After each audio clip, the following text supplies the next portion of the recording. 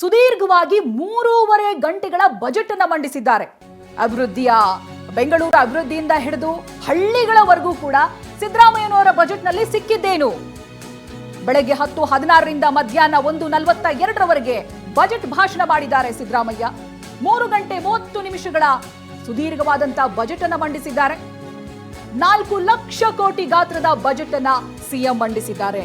ನಿಮಗೆ ಗೊತ್ತೇ ಇರೋ ಹಾಗೆ ಅವರಿಗೆ ಮಂಡಿ ನೋವಿನ ಸಮಸ್ಯೆ ಇತ್ತು. ಆರಂಭದಲ್ಲೇ ಗಮನ ಹೇಳಿದ್ರು, ಅನಂತರದಲ್ಲಿ ಪರ್ಮಿಷನ್ ತಗೊಂಡ್ರು, ನಾನು ಕುಳಿತು ಹೇಳ್ತೀನಿ ಅಂತ.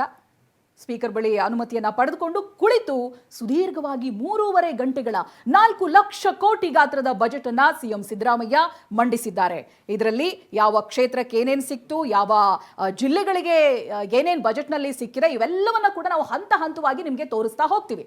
ಬೆಳಗ್ಗೆ 10:16ರಿಂದ ಮಧ್ಯಾಹ್ನ 1:42ರವರೆಗೂ ಕೂಡ ಭಾಷಣವನ್ನ ಮಾಡಿದ್ದಾರೆ, ಬಜೆಟ್ ಅನ್ನ ಮಂಡಿಸಿದ್ದಾರೆ ಸಿಎಂ ಸಿದ್ದರಾಮಯ್ಯ. ಅವರ ದಾಖಲೆಯನ್ನ ಅವರೇ ಮುರಿದಿರೋ ರೀತಿಯಾಗಿತ್ತು. ಸುಮಾರು 3.5 ಗಂಟೆಗಳವರೆಗೂ ಕೂಡ ಸುದೀರ್ಘವಾದಂತಹ ಬಜೆಟ್ ಇದು. ಗಾತ್ರ 4 ಲಕ್ಷ ಕೋಟಿ ಗಾತ್ರ.